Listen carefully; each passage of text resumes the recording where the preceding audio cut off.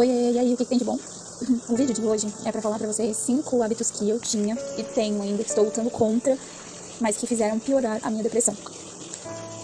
Desde já eu agradeço, né, a participação de vocês aqui no vídeo. É um canal novo, comecei e gostaria de falar sobre assuntos relacionados a coisas do meu dia a dia, que talvez eu acredite que possa ajudar outras pessoas, que possa fazer com que as pessoas se identifiquem. Então, se você gostar desse vídeo, não esquece de deixar o seu like, de compartilhar com alguém que está precisando saber sobre esse conteúdo, alguém que talvez se identifique. E me ajude a compartilhar essa pequena experiência, para que possa fazer com que mais pessoas possam ser ajudadas de alguma forma, como descobrir essas 5 características me ajudaram muito nesse processo e eu espero que ajude outras pessoas também. Sem mais delongas, vou falar desses 5 hábitos que ajudaram a piorar a minha depressão. O primeiro deles é a inatividade.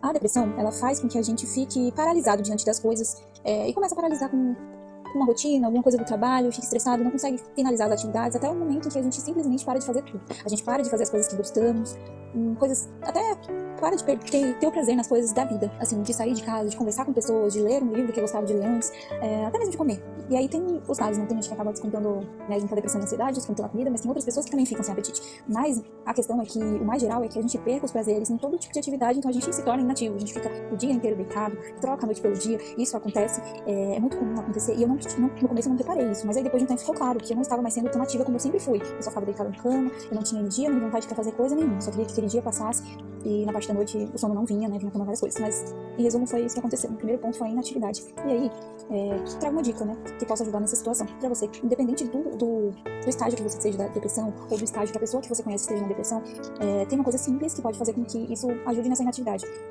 Pegar 5 minutos do dia, pode começar de forma bem light, 5 minutos do dia pra fazer alguma atividade que gere um esforço. Não sei, levantar da cama, ir pro sofá. Talvez isso pode parecer besta, mas esse movimento já pode te ajudar.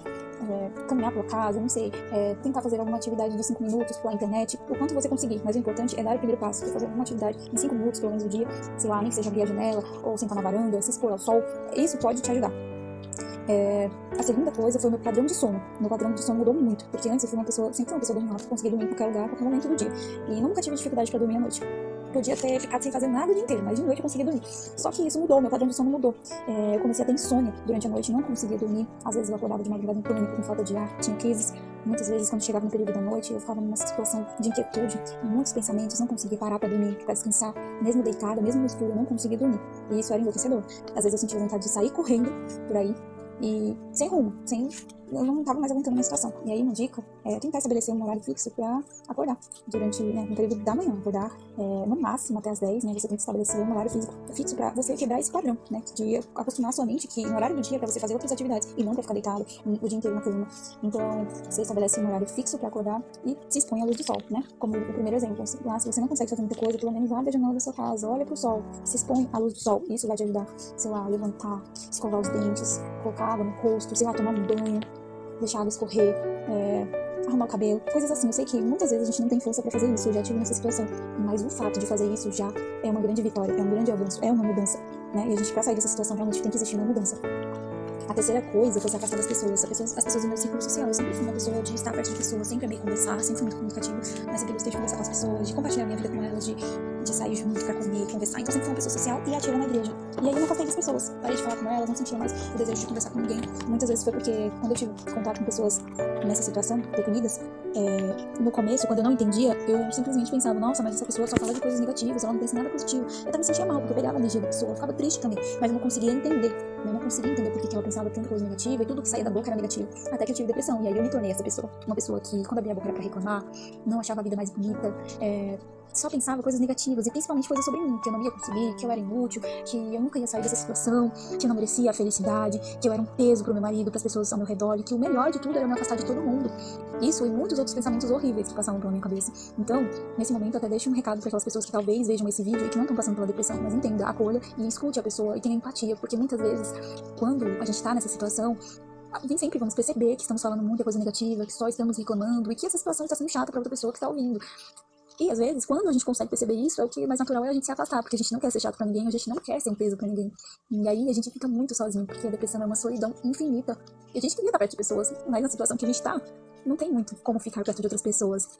Então, tente escolher pelo menos uma pessoa, se você tiver mais pessoas ótimas, mas pelo menos uma pessoa de confiança, que você possa saber, que você possa pedir ajuda, que você possa falar com ela sobre como você tá se sentindo. Não fique sozinha, isso piora. Não fique sozinha, sozinho, isso piora tudo. E aconteceu comigo. Mas aí até o momento que eu percebi, não, eu preciso mudar essa situação. E aí eu fui, contei pro meu marido, falei o que estava acontecendo. E mesmo quando ele não conseguia entender, eu pegava vídeos na internet de outras pessoas que falavam sobre esse assunto e mostrava pra ele, porque eu não conseguia me expressar, não conseguia dizer de fato o que era a minha tristeza, não conseguia explicar o que estava acontecendo. Mas aí com os vídeos de profissionais ou de outras pessoas que conseguiam se expressar melhor, ele começou a entender a minha situação e começou a me escutar, começou a me ouvir, eu comecei a me sentir mais aberta. E ele me ajudou muito, muito, muito nessa fase, mas porque eu me esforcei pra contar também, né? Não me fechei totalmente. Então é importante não se fechar. Não faça isso, não se feche. Tem alguém pra conversar, tem alguém pra socializar. Não se isole. Alguém pra também te tirar da zona de conforto, te ajudar, sei lá, a ir pra academia, a dar um passeio, simplesmente andar. Às vezes meu marido me pegava, assim, um dia que eu tava com muita ansiedade, assim, extremo, as crises, assim, de choro, e ele ia caminhar comigo aqui pelo bairro, à noite. Ia caminhar, a gente ia conversando, eu de mãos dadas com ele, uma coisa simples, já me ajudava. Respirava fundo, voltava pra casa e me sentia melhor. Uma simples ação e me ajudava muito.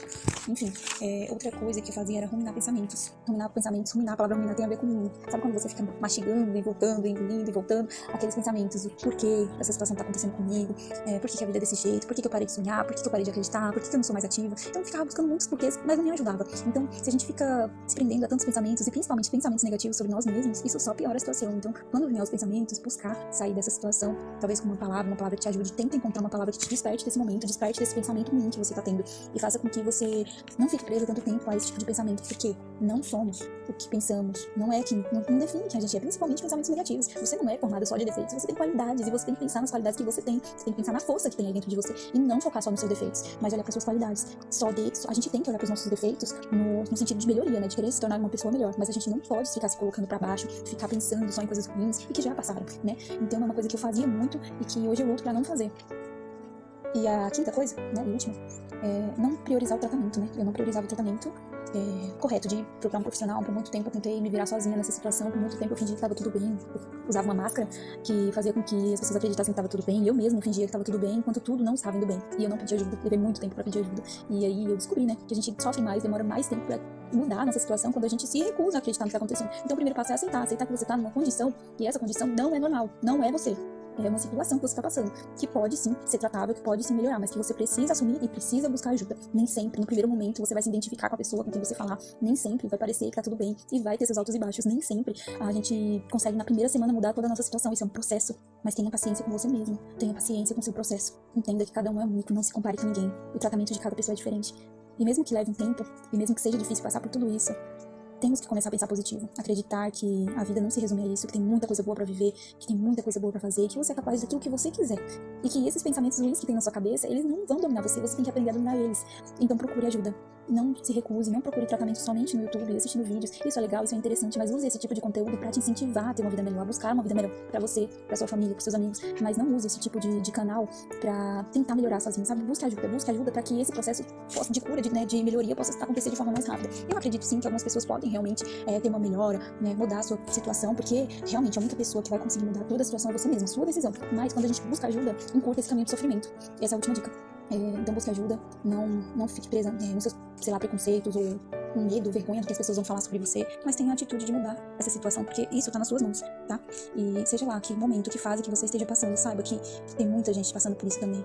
E você não tá sozinha nisso. Tem gente que te ama, tem gente que quer te ver bem, tem gente que quer comemorar vitórias com você. E você tem toda uma vida pela frente, tem muitos sorrisos e muitos momentos felizes pra viver ainda. Então acredite e faça de tudo pra mudar essa situação, porque você não é uma depressão, você está vivendo um momento de depressão, mas ela não é sua.